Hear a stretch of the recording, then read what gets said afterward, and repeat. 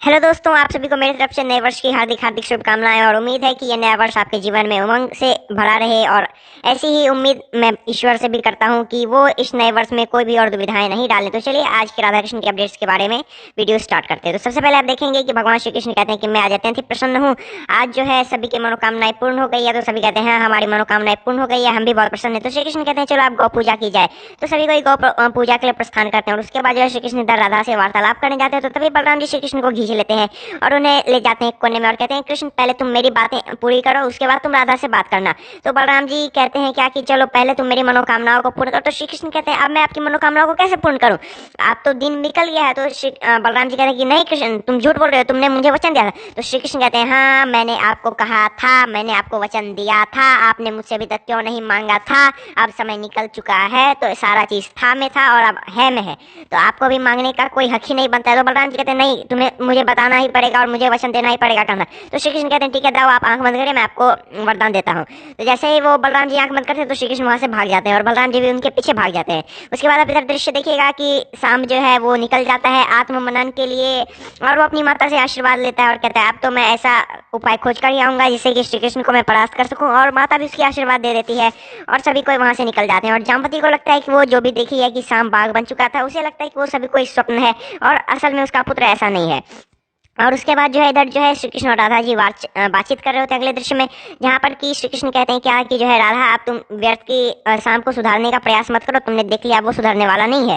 तो राधा कहती है क्या कि हाँ कृष्ण मैं समझ गई हूँ। तो श्री कृष्ण कहते हैं अरे तुम कुछ भी समझ जाओ, तुम उसे प्रयास करोगी ही तो तुम्हारा स्वभाव ही निर्मल है। तो राधा कहती है क्या करूँ कृष्ण, मुझे सब में तुम ही दिखते हो, तो और मैं तुम्हारे अगर मुझे सब में तुम ही दिखते हो तो मैं तुम्हारे लिए कभी बुरा भाव कैसे रख सकती हूँ। तो श्री कृष्ण हंसने लगते हैं और उसके बाद जो है राधा जी उनसे पूछती है कि कृष्ण बताओ तुम्हें सबसे अधिक प्रिय कौन है। तो कृष्ण जी कहते हैं तुम तो जानती ही हो। तो राधा कहती है हाँ मुझे पता है, परंतु मैं तुम्हारे मुंह से सुनना चाहती हूँ। तो श्री कृष्ण कहते हैं छोड़ो ना राधा, ये सब कौन सी बात कर रही हो। तो राधा जी कहती है नहीं मुझे तो आज सुनना ही और तुम मुझे बताओ। तो श्री कृष्ण कहते हैं ठीक है राधा मैं तुम्हें बता दूंगा, परंतु जो है तुम्हें ये अच्छा नहीं लगेगा। तो राधा कहती है नहीं नहीं मुझे जानना ही है। तो फिर जो है श्री कृष्ण बताते हैं कि मुझे बांसुरी से अत्यधिक प्रेम है जितना तुमसे प्रेम है। तो राधा कहती है क्या कि तुम्हें बांसुरी से मुझसे अधिक प्रेम है। तुम कहते हैं यशोदा मैया से तुम्हें प्रेम है तो मैं मान जाती, परंतु ये बांसुरी बोलते हैं श्री कृष्ण की ये बांसुरी की सात सुर यही तो प्रेम है और यही तो तुम्हारा अस्तित्व है। तो राधा कहती है क्या कि ये क्या कह रहे हो, हमारे साथ जन्म को तुम इस सात सुर से तोड़ रहे हो। और उसके बाद वो रुष्ट होकर चली जाती है। तो श्री कृष्ण कहते हैं राधा तुम भाग कर कहाँ जाओगे, मैं जैसे ही बांसुरी बजाऊंगा तुम्हें आना ही पड़ेगा। तो राधा जी कहते हैं क्या कि इस बार तो मैं नहीं आऊंगी। और उसके बाद जो है श्री कृष्ण उन्हें पकड़ने लगते हैं और ये सभी बातें शाम सुन लेता है और कहता है अब तो अंदर से ही दरार पड़ चुकी है और जो है अब तो इसे मैं तोड़ कर ही रहूंगा। और उसके बाद जो है श्री कृष्ण यहाँ पर बांसुरी बजाने लगते हैं और जो है राधा जी तभी थोड़ी देर के लिए रुकती है, परंतु वो अपने मंत्र पर नियंत्रण करके वो वहां से प्रस्थान कर जाती है और श्री कृष्ण ये देखकर आश्चर्यचकित हो जाते हैं। उसके बाद आप इधर देखिएगा महादेव और माता गौरी का दृश्य दिखाया जाता है, जहाँ पर कि माता गौरी कहती है ये श्री कृष्ण कैसी लीला कर रहे हैं और जो है वो राधा जी के इतने प्रेम को वो बांसुरी से तोड़ रहे हैं। उसके बाद जो है महादेव कहते हैं हाँ सत्य तो हमेशा करवा ही होता है। तो फिर जो है गौरी जी महादेव से रुष्ट हो जाती है और वो भागने लगती है। तो महादेव कहते हैं अरे गौरी ऐसे मत जाओ, मेरे पास तो श्री कृष्ण की तरह बांसुरी भी नहीं है जो मैं बजाऊंगा और तुम आ जाओगी राधा जी की तरह। तो गौरी जी कहते हैं कि आपको इसकी आवश्यकता भी नहीं है और गौरी जी वहां से प्रस्थान कर जाती है और महादेव उनके पीछे पीछे उन्हें पकड़ने के लिए चले जाते हैं। उसके बाद आप इधर देखिएगा कि जो है श्री कृष्ण राधा को नहीं पकड़ पाते हैं और इधर राधा अपने कक्ष में आ जाती है। और उसके बाद जो है जामवती और जो है वो आती है सत्यभामा के साथ। सत्यभामा बहुत दिनों की यात्रा करने के बाद द्वारिका आती है और जामवती राधा को उकसाती है श्री कृष्ण के विरुद्ध की जो है वो सबसे अधिक हमसे प्रेम करते हैं, वो उससे भी प्रेम करते हैं, वो सभी को यही बातें कहते हैं कि वो सबसे अधिक प्रेम करते हैं। तो राधा ये बात सुनकर थोड़ी व्यथित हो जाती है और कहती है मेरा मन थोड़ा अच्छा नहीं लग रहा है और वो वहां से चली जाती है। और उसके बाद आप इधर देखिएगा कि राधा जी के चले जाने के बाद जो है शाम और इधर एक क्या कहते हैं बाजार का दृश्य दिखाया जाता है, जहाँ पर कि एक बालिका चूड़ी खरीदने के लिए जिद कर रही होती है, परंतु उसके माता पिता सक्षम नहीं होते कि वो उसे वो चूड़ी खरीद कर दे सकें। तो शाम जो है उस बालिका को वो चूड़ी खरीद कर देता है और कहता है ये पूरी चूड़ी की दुकान में तुम्हें दे सकती हूँ, परंतु तुम्हें द्वारकाधीश जो कि बाजार में अभी भ्रमण कर रहे हैं तुम्हें उनसे कुछ सवाल पूछने हैं। तो वो बालिका कहती है हाँ हाँ बोलिए।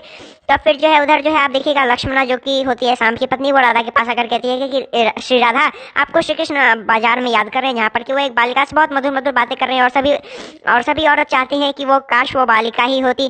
तो जो है उसके बाद जो है राधा जी भी ये जानने के लिए अत्यंत ही उत्सुक हो जाते हैं कि वो बालिका कौन है और वो देखने चली जाती है, जहाँ पर कि एक बच्ची जो है श्री कृष्ण से पूछ रही होती है और ये सभी दृश्य राधा जी भी देख रही होती है। वो श्री कृष्ण से पूछती है कि हे द्वारकाधीश मेरा आपको प्रणाम हो, आप सबसे अधिक मुझसे ही ना प्रेम करते हैं। तो द्वारकाधीश कहते हैं हाँ बिल्कुल तुमसे ही प्रेम करता हूँ। और उसके बाद वो कहती है और किसी से नहीं ना मेरे अतिरिक्त। तो वो कहते हैं क्या कि हाँ बिल्कुल तुम्हारे अतिरिक्त और मैं किसी से तुम्हारे जितना प्रेम नहीं करता हूँ। और उसके बाद राधा जी ये देखकर व्यथित हो जाती, कहती हैं माना कृष्ण सबसे प्रेम करता है, परंतु सबको सबसे अधिक प्रेम कैसे करता है? कभी कहता था गोपियों से सबसे अधिक प्रेम करता था, फिर कहता था द्वारका से सबसे अधिक, फिर कहता था बांसुरी से सबसे अधिक, पता नहीं है ना जाने क्या क्या करता है, और वो वहां से चली जाती हैं। और उसके बाद इधर आप देखिएगा कि आज के एपिसोड में बस इतना ही होता है और राधा जी रूठी हुई होती है। और उसके बाद आप इधर देखिएगा कि जो है अगले दिन जो है श्री कृष्ण जो है राधा का सवालों का जवाब देने के लिए, जो कि उनके पूर्व जन्मों का नाता है उन शास्त्रों से, तो वो कहते हैं मुझे तपस्या में जाना होगा। और जैसे ही वो श्री कृष्ण तपस्या में जाते हैं, आप देखिएगा कि असुर गुरु शुक्राचार्य जो है वो वहां आ जाते हैं और वो श्री कृष्ण को मारना चाहते हैं और कहते हैं अब तो असुरों की ही सत्ता होगी, अब देव सत्ता खत्म होगी। और ये आज का एपिसोड बस इतना ही होता है। और अगर आपको वीडियो पसंद आया और आप इसी तरह के डेली अपडेट्स पाना चाहते हैं वीडियो के लिए, तो हमारे चैनल को सब्सक्राइब करना बिल्कुल भी मत भूलिएगा और उस लाइक बटन को जरूर दबाइएगा अगर आपको वीडियो पसंद आया। और कमेंट में अपनी राय जरूर बताइएगा। कल भी हमें बहुत लोगों ने कमेंट किया था, इसके लिए बहुत बहुत धन्यवाद आप सभी का। और आज भी आप कमेंट में अपनी राय जरूर बताइए।